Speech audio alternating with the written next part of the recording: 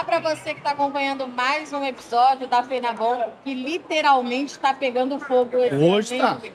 Eu acho que a gente deve estar aqui com mais de 30 graus, não estamos não? Com certeza. Mas é isso, é o calor também humano aqui da feira. O calor da feira, Cerrado Mineiro está muito, muito quente. Vamos começar mais um bate-papo, vai ser muito legal. Uma cola aqui, porque a nossa entrevistada de agora é chique, né? Não dá para decorar não, né? Já tá aqui comigo, eu vou falar a bio dela completa para vocês. Tá aqui comigo a Laura Meireles, ela é advogada, formada pelo Centro Universitário de Patos de Minas, pós-graduada em Direito do Agronegócio pela PUC, é secretária da Comissão de Direito do Agronegócio da 45ª Sul de Patos de Minas. Desde cedo buscou unir seus sonhos, por isso, a partir da sua paixão pela atuação jurídica e pelo mundo do agronegócio, uniu as duas coisas que mais ama, o direito e o agro. Seja bem-vinda, Laura. Muito obrigada, boa tarde a todos. É um prazer estar aqui com vocês nessa feira que mostra a potência da nossa região, da pecuária aqui. Muito feliz por estar aqui. Laura, seja muito bem-vindo, boa tarde. Laura, como você disse, é uma feira, uma das maiores feiras que nós temos aqui no estado de Minas Gerais, sem dúvida alguma a maior do Alto Paranaíba. E aqui hoje nós estamos aqui com os grandes parceiros da pecuária nacional, aquelas pessoas que são responsáveis pela saúde animal, por nutrição. Nós temos representantes um agronegócio muito bem representado aqui na Bom Negócio, aqui em Patrocínio. Então vamos falar de agro, que é a sua especialidade. E vamos que esse assunto, né, Virginia, que é tão amplo, tão extenso e que a gente não cansa de falar, né? E falar do agro é gratificante, falar do agro é enaltecer o trabalho daquilo que diuturnamente está fazendo com que esse Brasil cresça cada vez mais. Laura, antes da gente começar a falar de agronegócio, eu vou manter a tradição da gente te conhecer um pouquinho mais, né, Rubinho? Isso. Porque, afinal de contas, a gente está numa região que a gente já falou várias vezes aqui também, altamente produtiva. Queria saber se você vem de família produtora, como é que surgiu essa paixão? Conta pra gente um pouquinho da sua história. Então, a minha família é de produtores rurais, né? Tanto por parte de mãe quanto por parte de pai. Eu tenho essa ligação, apesar que eu já nasci na cidade. Eu nasci na cidade de Paracatu, Minas Gerais, me mudei há 7 anos lá para Patos de Minas para justamente estudar, né? Fazer a faculdade de Direito. Só que eu consegui manter essa ligação com o campo. Mesmo estando na cidade, mesmo nascendo na cidade, consegui manter essa ligação porque as minhas raízes estão lá, né? E quando eu comecei a fazer a faculdade, eu vi que eu não ia conseguir separar do agro mesmo. Aí eu falei, não, eu tenho que achar um jeito de unir essas coisas. E foi aí que eu me especializei em Direito do Agronegócio. Eu fui, por muito tempo, secretária da Comissão de Direito do Agronegócio lá da OAB de Patos de Minas, e é maravilhoso trabalhar com essa área, porque eu falo que quando a gente trabalha com algo que a gente ama, a gente faz a coisa bem feita. E às vezes o pessoal olha para mim assim, porque eu tenho cara de ser muito nova, né? O pessoal olha para mim e fala, não, gente, o que essa menina tem para poder falar? O Jós Plástico ajuda muito, né? Absurdo. Ele tá terrível hoje, Laura, já vou te adiantar. Não, pode. Tá terrível. Pode deixar. O pessoal me dá muito 17, 18 anos, acha que eu ainda estou no início da faculdade, que eu não formei ainda. Fala, gente, eu já tenho 24 anos, já estou formada, já sou advogada há quase 3 anos. Pois é, essa Ela tá tá vendo? quase a certeza. Gente, vocês não sabem a dificuldade que é para lidar com um cliente que acha que você é estagiária ainda. Nossa senhora, até sem explicar, não, já estou formada há quase 3 anos, eu entendo o caso do senhor, eu consigo atender o senhor bem, porque muitas vezes, assim, como eu dou palestras também, né, participo de vários eventos, às vezes as pessoas olham para mim e falam, gente, mas o que essa menina tem para poder falar, aqui? que não tem experiência nenhuma. Que ela vai ter, né? Exatamente. Eu não tenho tanta experiência realmente dentro, né, da propriedade rural, na lida diária do gado. No entanto, na minha área, que é o direito do agronegócio, com certeza, acho que eu tenho um pouquinho para poder passar para o pessoal. E quando você já começou na faculdade de Direito, como você falou, você não estava conseguindo já separar, né, a faculdade da área rural. Como é que foi brotando essa coisa de você já especializar em Direito do Agronegócio? Foi durante o TCC. Lá em Patos, na Faculdade de Direito, a gente faz o TCC no penúltimo ano da faculdade, porque no último ano a gente deixa para a prova da OAB, né, que todos os advogados têm que prestar para poder pegar a carteirinha.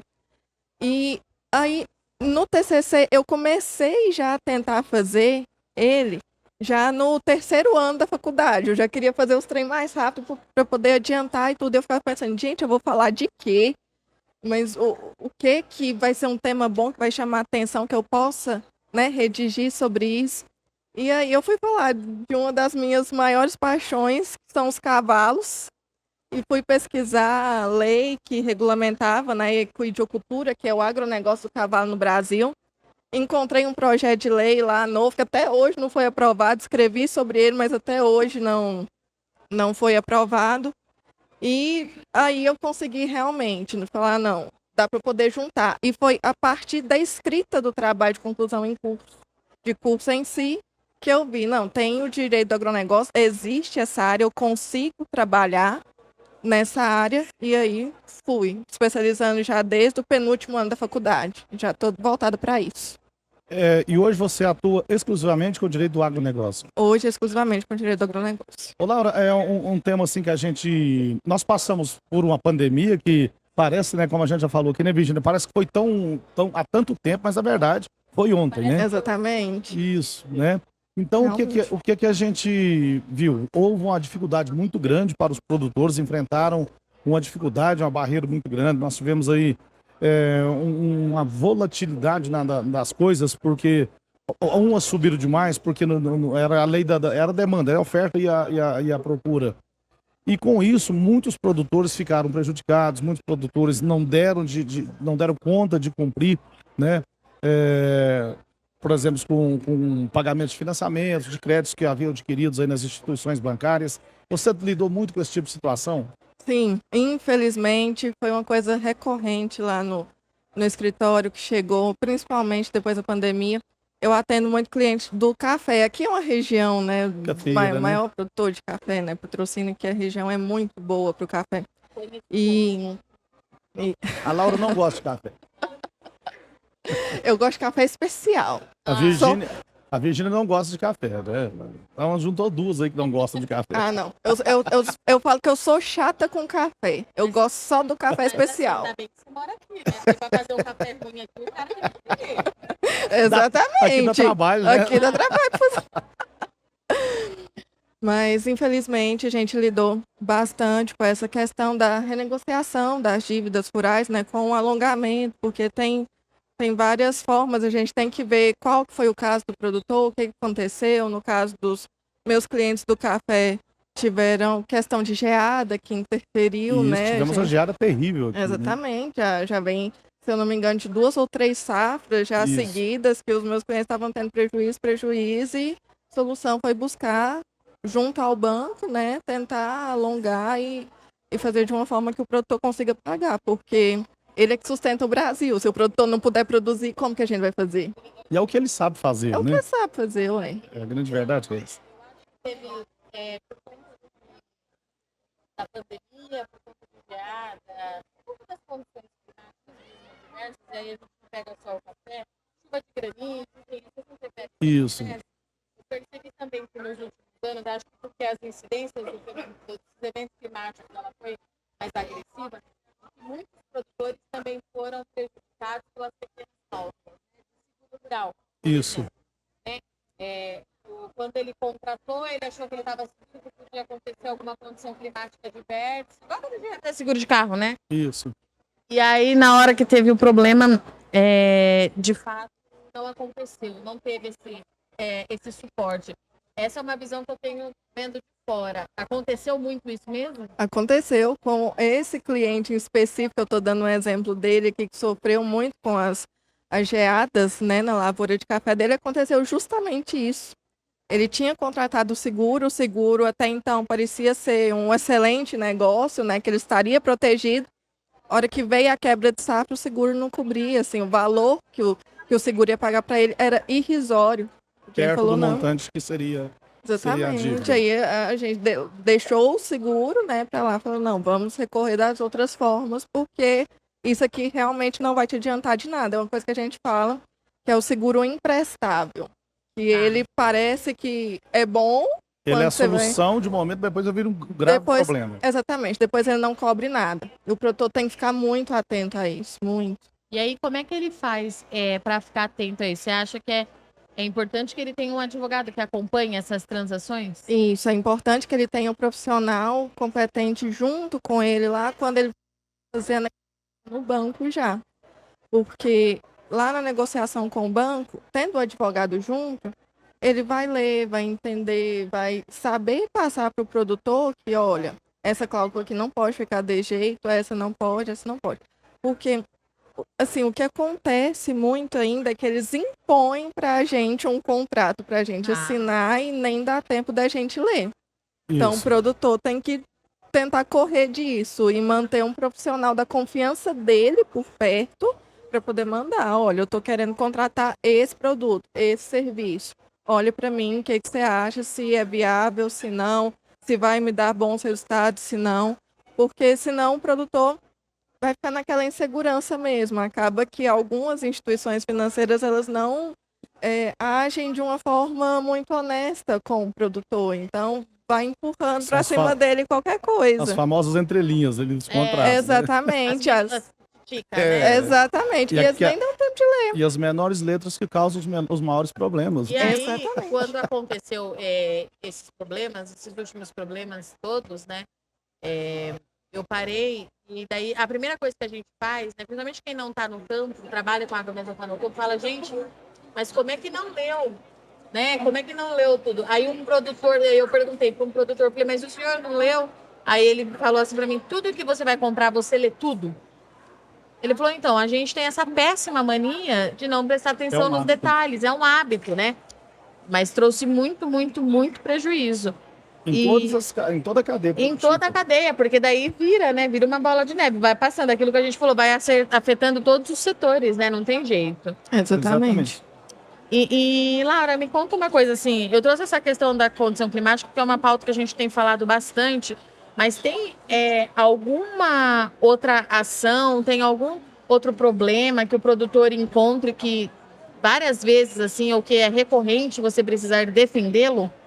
Olha, o que a gente está encontrando mais é realmente a quebra de safra, né? Aí ela pode acontecer pela questão climática, Tá. mas pode acontecer por outros fatores também. Tem questões de venda de produto errado, de entrega de produto errado. Às vezes, o pessoal entrega uma semente que não dá para você diferenciar na semente o que é. A hora que crescer um pouquinho ali, vai ver que é outra coisa. Compra o gato por leve. Exatamente. Isso aí é complicado.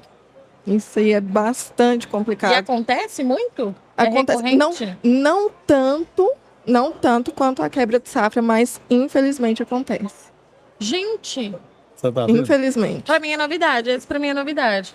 Infelizmente. Porque a quebra de safra e o evento climático, a gente torce para que ele não aconteça, mas foge do nosso Foge do controle, controle, né? Exatamente. Não Agora, tá uma no controle. compra de semente de uma coisa que não é aquilo que você comprou, a pessoa realmente agiu na má fé, né? Exatamente. Infelizmente. Então, Ovo, é proposital, né?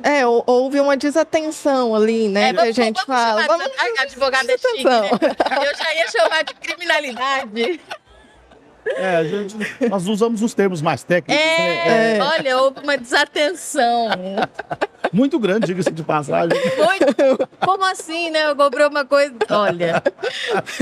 Mas é interessante, Laura, e você hoje trabalha especificamente com a defesa dos direitos dos produtores, enfim, do agro, do agro em si. Do agro em si, dos produtores, das empresas, do agro em geral. Então, isso foi o que te levou a escrever esse livro, que eu estava dando uma folheada, Pra um livro mostrar pro maravilhoso. Exatamente. O Agro, o Ouro do Direito. Isso. Um título de extrema relevância, diga-se de passagem, muito interessante. O que eu estava dando uma folheada, muito interessante o livro. E o que você fala nesse livro? O que é uma cartilha para o produtor, é uma cartilha para o agronegócio? Esse livro ele é tanto para o produtor, quanto para o advogado, quanto para todo mundo que quiser entender um pouquinho mais sobre a visão jurídica do agronegócio. Ele é o meu segundo livro, né? O primeiro foi o Mulher à Força do Agro, volume 3, que eu contei a minha história nele. E aí surgiu a oportunidade de a gente escrever esse. Eu reuni advogados do agro de todo o país, cada um escreveu sobre um tema, para ficar um livro mais completo e diversificado. Nesse livro eu falo especificamente dos contratos rurais, né, arrendamento, parceria agrícola, parceria pecuária, que é muito comum, o produtor tem que fazer, né? Isso. E o produtor, às vezes, ele não se preocupa de fazer o contrato escrito, e é importante para ele fazer o contrato escrito com a ajuda de um advogado, com o auxílio de um profissional ali que entenda realmente o que está colocando no contrato. E aí, nesse livro, eu trato basicamente disso para poder trazer uma luz para o produtor de o que ele precisa fazer, como que ele precisa agir quando ele vai fazer um arrendamento, a parceria agrícola, a parceria pecuária. Certo. Vamos falar do seu primeiro livro, né? Mulheres... Mulher à Força do Agro. Mulher é a Força do Agro. Bonito nome. Sim. E como é que você, que até algum tempo atrás, isso é um paradigma, né? Uma barreira que era a ser quebrada, mas já está, hoje estamos caminhando a passos largos. Hoje as mulheres assumindo aí grandes empresas aí do agronegócio. E você, com apenas 24 anos de idade, já com 2 livros, esse primeiro livro já no volume 3, como é que vê essa ideia de você falar sobre as mulheres no agro? Como se diz, foi uma coisa caseira sua, falei, peraí, eu não tô tendo força aqui em casa, deixa eu mostrar como é que é esse negócio. Bom, a questão das mulheres no agro surgiu porque para esse livro eu fui convidada. Para o primeiro eu fui convidada a contar a minha história lá, como eu tinha entrado nessa questão da equidicultura, eu estava falando muito da equidicultura na época. O pessoal viu ali a minha ação na área e me convidou a contar a minha história no livro. E aí, através do livro, como tem outras coautoras também, né, tem outras mulheres do agro que escreveram junto com a gente, eu pude ter um contato maior e fazer parte de grupos de mulheres do agro. Depois, eu fui presidente por alguns anos de um grupo de mulheres do agro de Minas Gerais, e aí, através dele, é que a gente realmente conseguiu mostrar um pouquinho mais a força da mulher no agro, participar de eventos, fazer palestras, estar junto mesmo, mostrando que a mulher pode também estar no agro, fazendo o que ela quiser. Eu acho que mais que isso é que ela sempre esteve, né? Sim, A gente com começa certeza. a dar gosto e nome, né? Exatamente. Mas que sempre foi uma presença muito forte no Sim. agro. Exatamente. É. Eu fiz uma palestra lá em São Gotardo. Também comecei contando a história da minha bisavó. Porque a minha bisavó, ela criou 9 filhos sozinha, porque o meu bisavô abandonou ela quando ela engravidou do último filho. Ela criou 9 filhos sozinha, sendo uma empreendedora. Eu falo que ela era empreendedora na zona rural mesmo, porque a visão que ela tinha lá atrás é a mesma visão que a gente está tendo hoje. À De frente do negociação, tempo, né? muito à frente do tempo, muito à frente.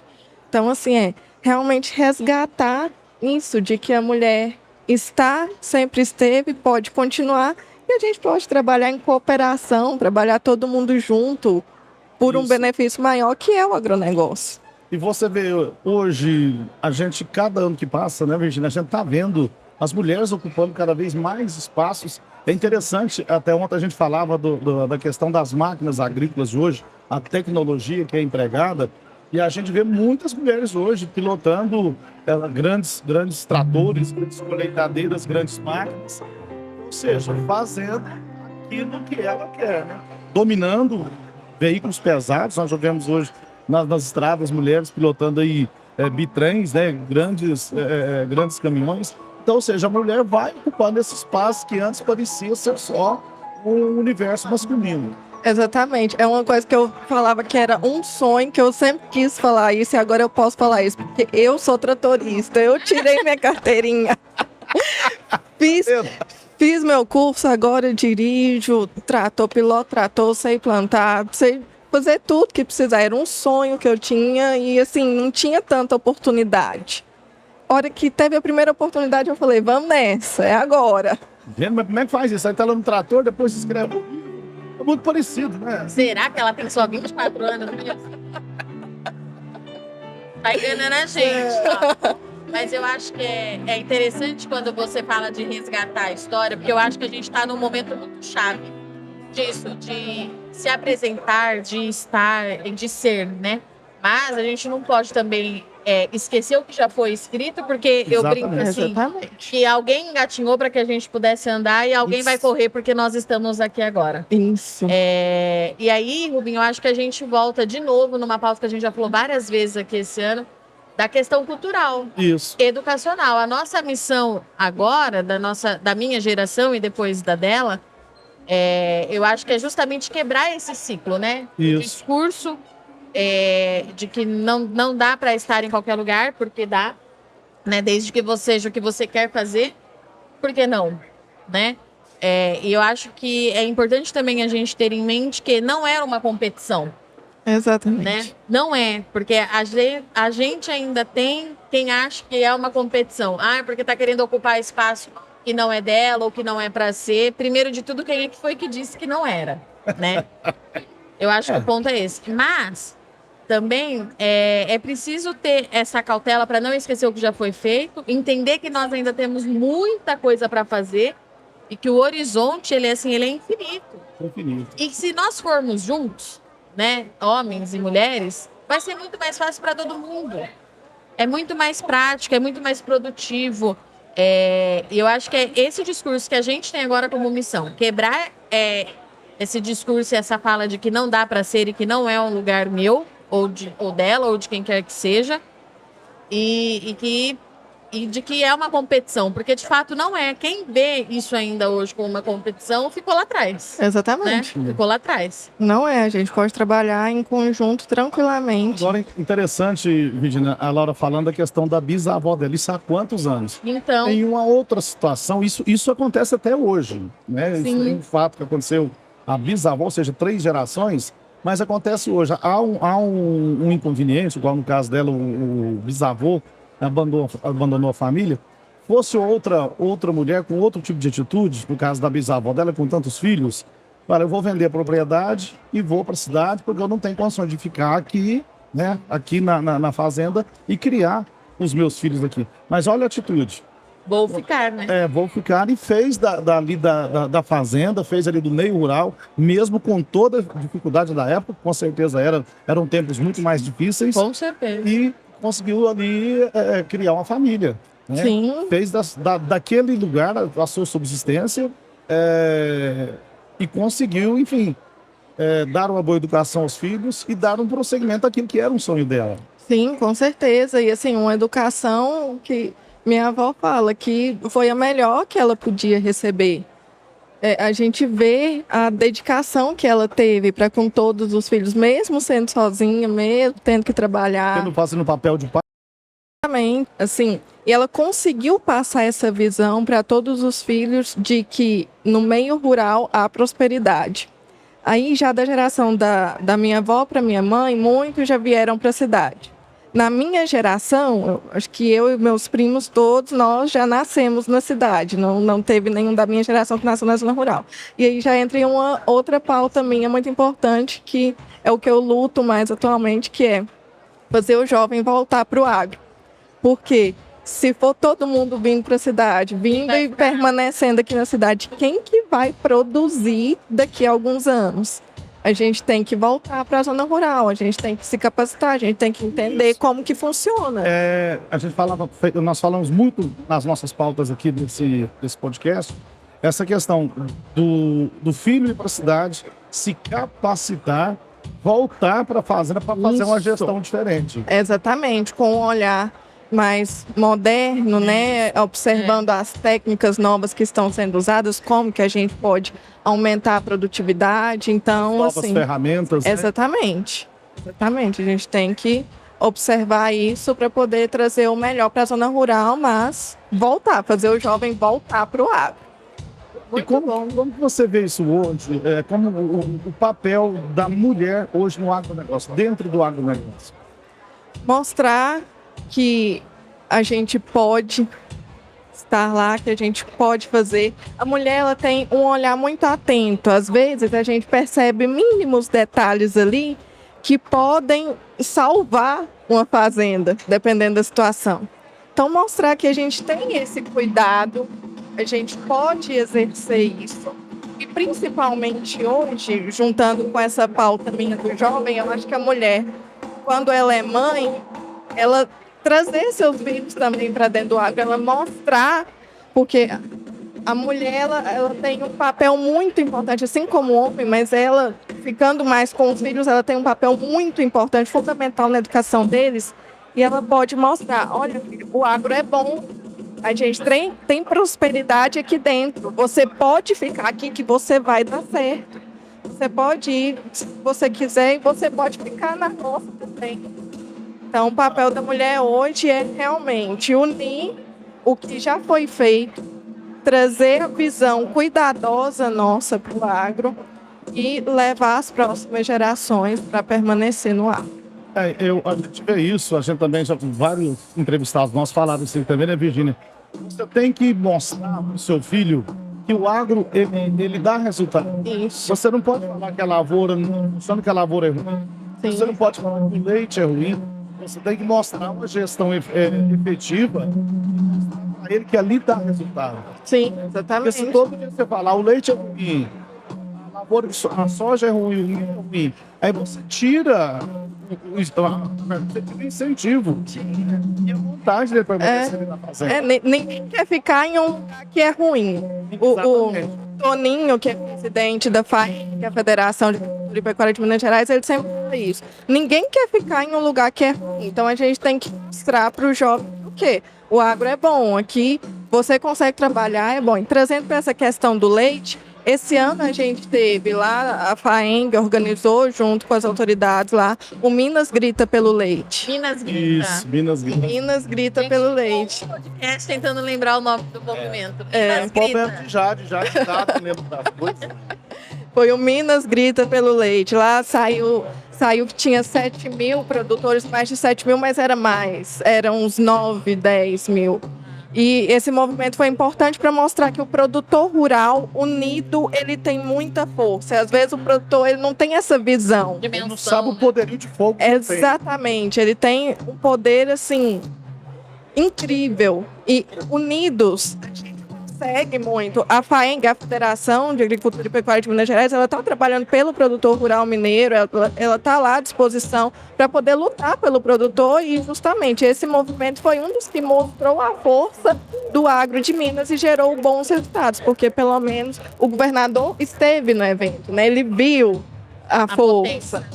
E aí depois disso ele, se eu não me engano, cortou um benefício das empresas que importassem leite e tudo. E depois disso, até acredito que foi por esse movimento aqui de Minas que foi sancionada a lei do Dia do Produtor de Leite. Que agora o Dia do Produtor de Leite é dia 12 de julho. Essa lei foi sancionada em junho. O nosso movimento foi em março ou abril, se eu não me engano.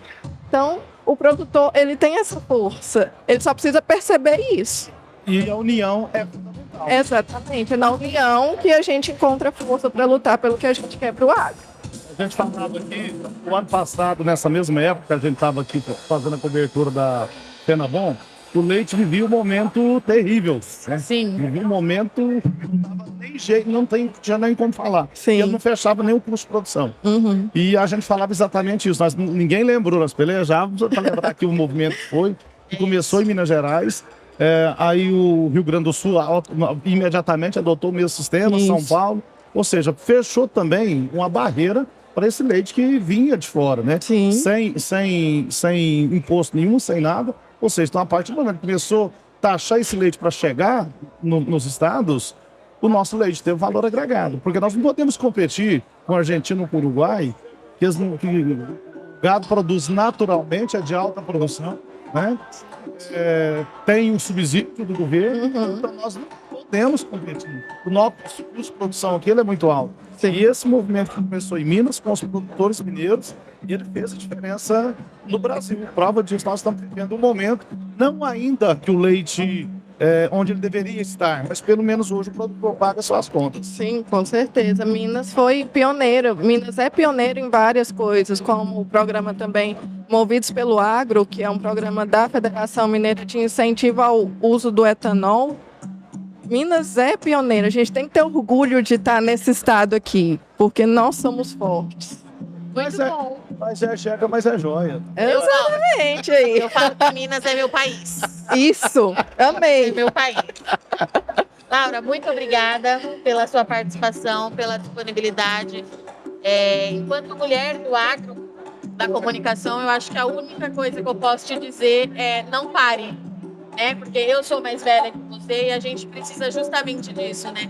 Que as mais novas e os mais novos também venham com essa vontade de aparecer, de dar a cara a tapa, de falar, de se expor. Porque, de novo, né? Alguém gatinhou, a gente está andando, mas eu quero que a minha filha corra. Que ela tenha o espaço que ela quiser ter, que ela seja quem ela já nasceu para ser. E é isso, parabéns, em frente. Muito obrigada, Virgínia. Foi um prazer estar aqui com vocês. Muito obrigada pela oportunidade. E o que a gente precisa é isso, falar sobre o É agro. isso. Laura, mais uma vez, parabéns. Sei do seu empenho, da sua dedicação, sendo muito jovem, mas esse exímio profissional. Parabéns pelos livros. Continue com essa garra, É com isso. essa determinação, com esse compromisso que você tem com o agronegócio. Parabéns a você e tomara que tenhamos várias outras oportunidades aí pela frente, para falarmos do agro, que é a nossa paixão. Muito obrigada, Rubim. Muito feliz pelo convite, muito feliz por poder estar aqui com vocês. Contem comigo sempre para poder falar do agro. Eu tô pronta na hora. Muito bom. Muito obrigado. E pra Obrigada. Para você que está aí ouvindo sobre o agronegócio, a gente está trazendo muita informação hoje. A gente vai fazer uma pausa rapidinho, mas agora é rapidinho mesmo, porque já estão ali os nossos próximos convidados. Gente importante próximo, viu, Rubim? Ah, mas Olha lá. Olha lá. Ó, Ó, você tá vendo? ó quem vem. Ó. Bora. Tá, só Já já a gente tá de patrão. volta. É 2 minutinhos.